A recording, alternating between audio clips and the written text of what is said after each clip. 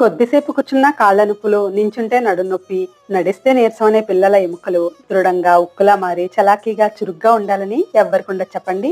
అలా ఉండాలంటే ఎదిగే పిల్లలు, ప్రెగ్నెన్సీతో పాటు అందరూ ఈ రాగి జున్ను తింటే సరి. దీనికోసం అన్ని మిల్లెట్స్ లో కంటే కాల్షియం ఎక్కువ ఉండే ఒక గ్లాసు శుభ్రం చేసుకున్న రాగుల్ని నీళ్లు పోసి 8 గంటలు నానబెట్టుకోవాలి. నానిన రాగుల్ని బాగా కడిగి మిక్సీ జార్లో వేసుకొని 3/4 గ్లాసు పచ్చి కొబ్బరి తురుము కూడా వేసి నీళ్లు పోసి మెత్తగా గ్రైండ్ చేసి పాలు వడపోసుకోవాలి.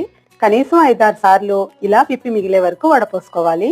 వచ్చిన పాలని ఆఖరిన ఒక కాటన్ క్లాత్ తో వడపోసుకోవాలి. దీనిలో తీపి కోసం ఆర్గానిక్ బెల్లం కానీ చెరుకు పానకం కానీ 3/4 గ్లాసు వేసుకొని కలిపి స్టవ్ మీద లో ఫ్లేమ్ లో కలుపుతూ 20 నుంచి 30 నిమిషాలు మరిగించుకోవాలి. రుచి కోసం యాలకుల పొడి, కాస్త ఉప్పు వేసి దగ్గర పడ్డాక ఇష్టమైతే నేతిలో వేయించిన డ్రై ఫ్రూట్స్ కూడా వేసి కలిపి నెయ్యి రాసిన ప్లేట్లోకి వంచుకొని 1 గంట చల్లారాక తీసేసి తినేయడమే. Thank you for watching.